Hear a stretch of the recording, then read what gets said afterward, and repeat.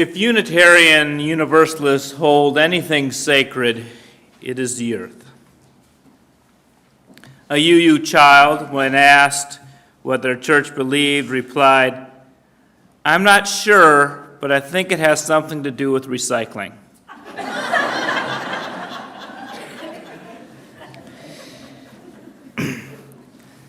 That's not far from the truth.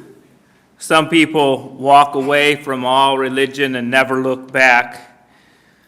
We salvage what we can from ancient faiths and philosophies, grind them up, shred them, test them by fire, then process them into something that is new and useful for today, confident that our own ideas will also need to be reprocessed by future generations.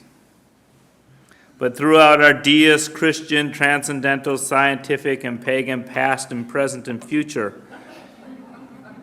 there has been a consistent flowing stream respecting nature.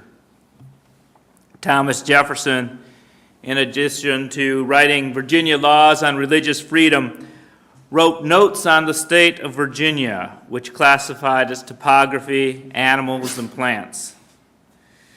This love of nature bloomed in a transcendentalist, Thoreau, who wrote, "The finest qualities of our nature, like the bloom on fruits, can be preserved only with the most delicate handling. Yet we do not treat ourselves nor one another thus tenderly." Emerson wrote, "Nature is too thin a screen. The glory of the omnipresent God bursts through everywhere." Charles Darwin was the son of a Unitarian minister and saw in nature not just a miracle at creation, but a series of miracles that continue. Frank Lloyd Wright was a Unitarian architect. His prairie homes sought to live in harmony with the land, even incorporated waterfalls into some of his homes. The architect of this building was a fan of Wright's, and you can see the influence. This building is nestled below street level, broad and close to the ground, with a central chimney that mimics Pilot Mountain, which is visible through the wide expanse of our windows. Since 1966, 17 resolutions have been passed by our General Assembly. Most of these have been encouraging government regulation or protesting such things as the Alaskan pipeline or nuclear power.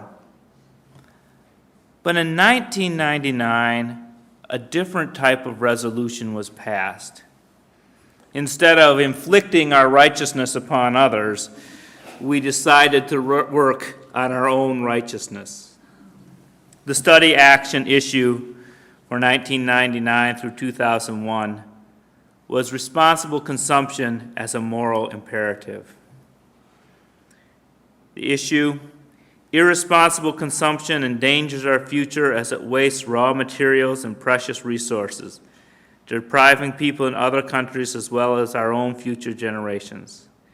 Can Unitarian Universalists and their congregation influence people to become more responsible in our consumption of resources? Possible study questions. How might Unitarian Universalist congregations promote the current movement for voluntary simplicity? How can we harness our individual and collective purchasing power and encourage the sale of ecological friendly and energy efficient services? Can the Unitarian Universalist commitment to equality and justice for all be achieved by carefully challenging the level of our own consumption? Last week I heard Garrison Keillor talking about us again. When asked what do Unitarian Universalists do on Easter, he replied, "Well, they talk about rebirth, renewal, spring, anything but you know who." Well, this congregation may not fit that stereotype. The part about loving nature is true. Nature may be our moral center. It may be our philosophical core. our theology may be the actual ground upon which we stand. Our seventh principle reads, respect for the interdependent web of existence of which we are a part. Now, this was written primarily about nature, but a new member reading it for the first time recently asked me, is this a UU reference to God? And I looked at the statement again, and it says nothing about clean air or clean water or trees. It talks of the interdependent web of all existence, and it sounds theological. Natural disasters are often called acts of God, and nature, like God, is paradoxical. Nature is very powerful, yet at the same time very fragile. And our Unitarian Universalist faith is the same way.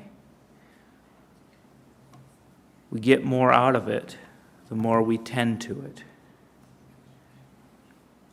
Interdependence frees us from traditional hierarchies, God over humans who are over nature. Early humanism, while discarding God, still left us with the hierarchy of humans over nature. But within the Christian tradition, process theology envisions people as co-creators with God. And paganism recognizes people as part of nature, which is manifest in gods and goddesses. The relationships are more egalitarian. And environmentalism has moved from Darwin's notion of humans being the highest evolved animal to humans needing to share the earth with other animals who are also pinnacles of their evolution. The seventh principle project is asking us to evaluate our role in the independent web. And this is not easy, because most of us consider ourselves to be an environmentalist. If somebody asks, do you care for the earth? I think everybody would answer yes. But the truth is that all of us could do better. And as we examine the possibility of being a green congregation, we need to proceed with forgiveness. For some will not be as ready or able to make changes in their life, and others will embrace the program so zealously that they may become annoying.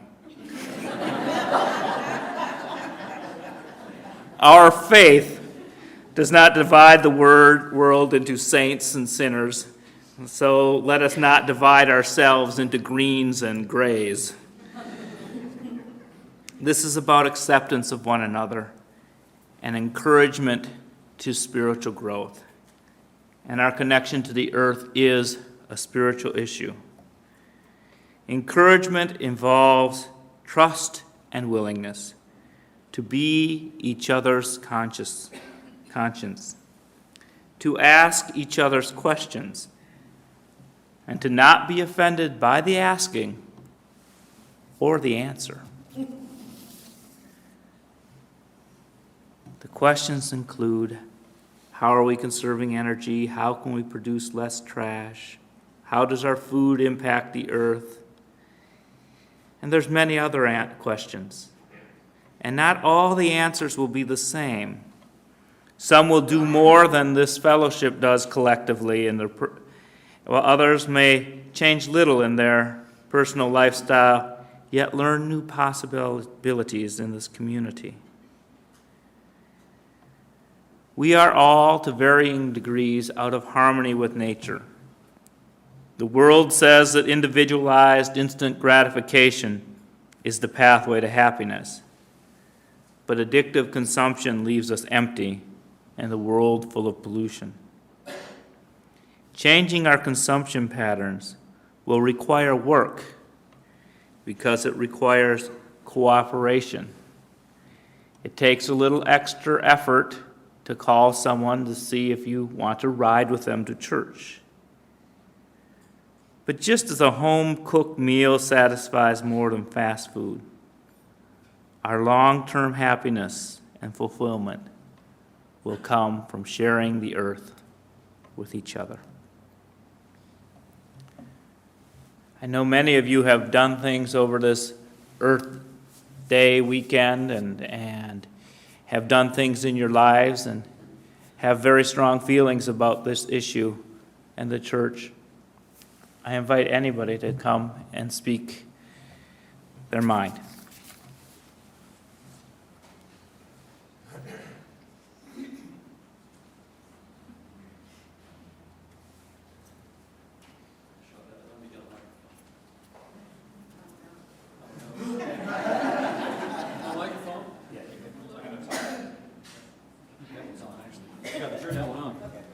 Hi, I'm Jim Campbell, and I was thinking about this all weekend, about Earth Day, and I was picturing 100 years from now.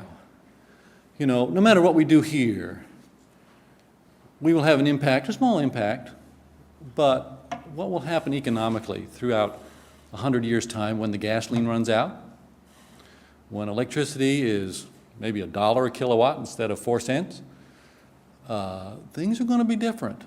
Things are going to be very much different. And it is the people who plan for that over the next 100 years, and one people don't plan that far ahead perhaps, but our children are going to have to, and our grandchildren are going to have to. I can imagine these beautiful freeways with folks traveling down them at 20 miles an hour, people walking along them, bicycles. Why should bicycles be and people who are pedestrians be excluded from throughways? This is silly. We're going to see that change, but it will take a long time. Much of the infrastructure we have now is very antiquated already. It will need to be changed. As it does, we are going to see things such as separate potable water systems versus flushing water systems. Why should we flush our excrement down the toilet with drinking water? This is silly, and we're going to see this all change. How this will come about, it will be the effort of everybody. Thank you.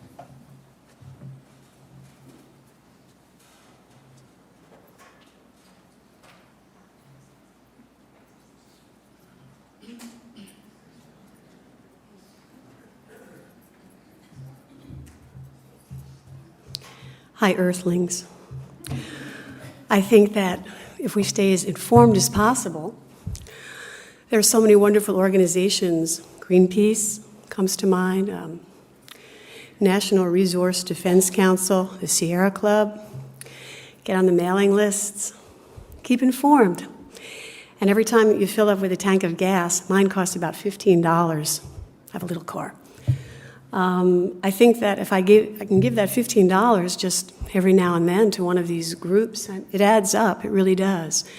And I've learned a great deal from being on the mailing lists, being a supporter.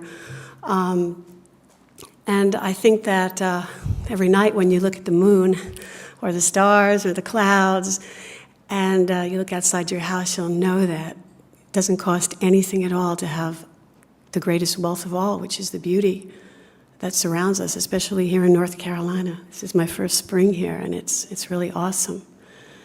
So keep that in mind, and if you need any email addresses, I have quite a few. Thanks.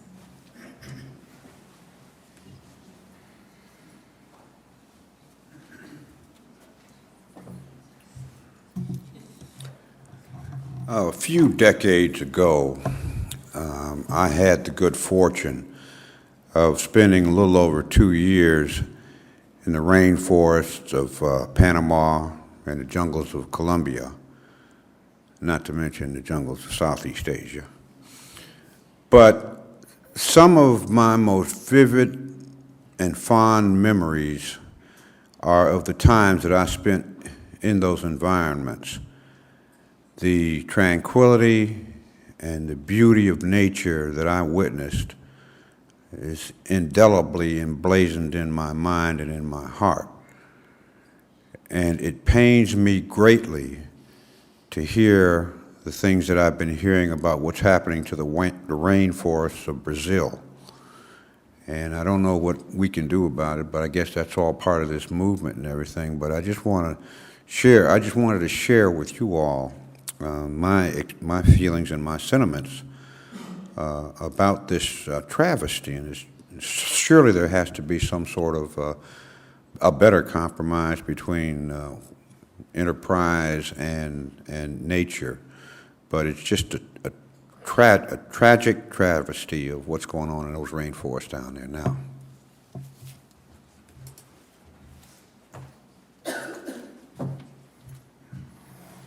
I'm Phil Sterner. I was trained as an environmental biologist because I loved Boy Scouting so much that I ended up just moving right on into biology, then into environmental biology.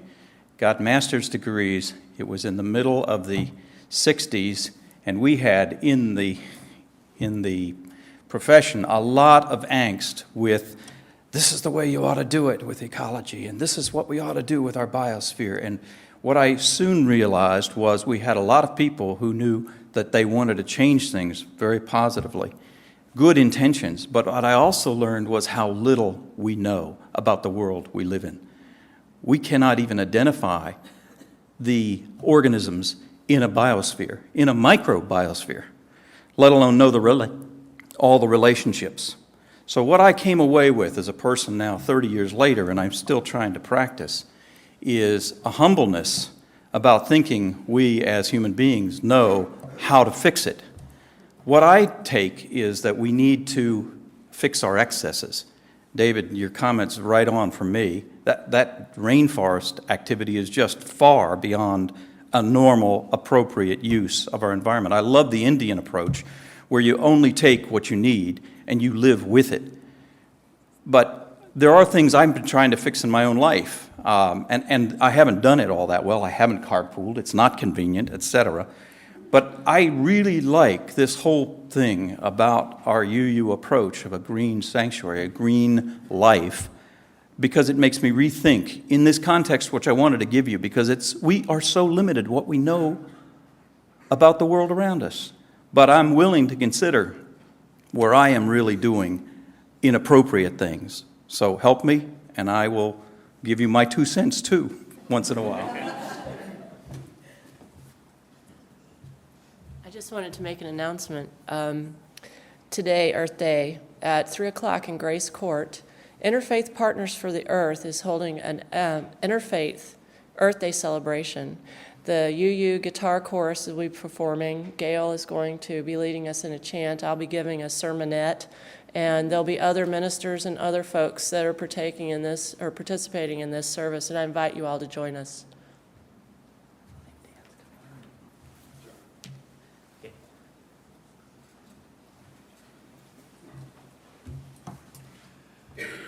I'm Steve Lawing, and I sell gas-guzzling, inefficient sport utility vehicles.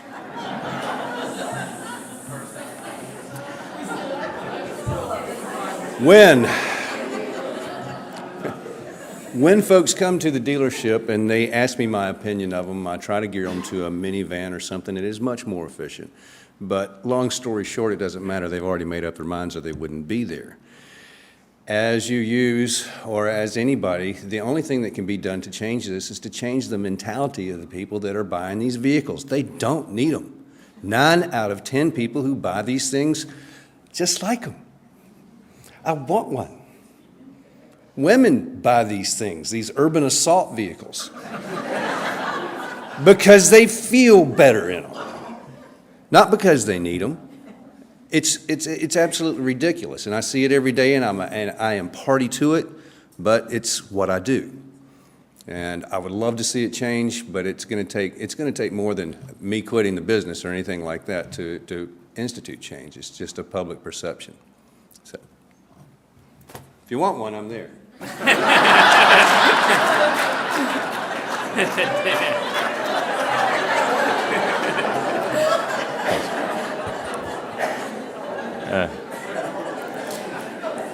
Here's the Unitarian equivalent of come on down and witness. Yeah, brother.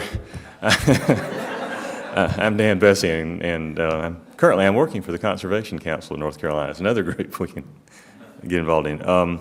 It seems to me that a lot of the time it's not a matter of whether we care about the earth, it's a matter of priorities. And a lot of you know me, I'm always thinking, the pragmatics, what can we do better? And I've been tracking the legislation on environment in the North Carolina General Assembly this session. And probably the most important environmental bill of the session is colloquially known as the Clean Smokestacks Act. It's been introduced in both houses. There is a procedural deadline in the North Carolina General Assembly called the crossover deadline. April 26th this year is the date by which a non-finance related bill must have passed either the House or the Senate to remain alive and under consideration. We're right hard up against it. And the question is, what are the priorities going to be in the General Assembly this week of what are they going to get through?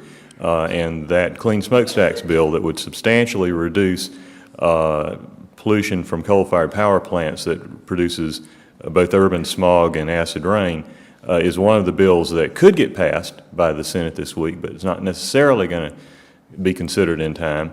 Both of our state senators from Forsyth County, I'm pleased to say, are co-sponsors of the bill, Ham Horton and Linda Garreau, but we're asking folks to call their senators and let them know that this is a priority bill for you, that it's one of the things that they need to get passed through the Senate before the crossover deadline of April 26th. So to encourage folks to call Senator Garreau or Senator Horton or both Monday and say that this Clean Smokestacks bill is a priority action, and you'd encourage them to act on it now. Thank you. Let us now turn to hymn number 203, All Creatures of the Earth and Sky.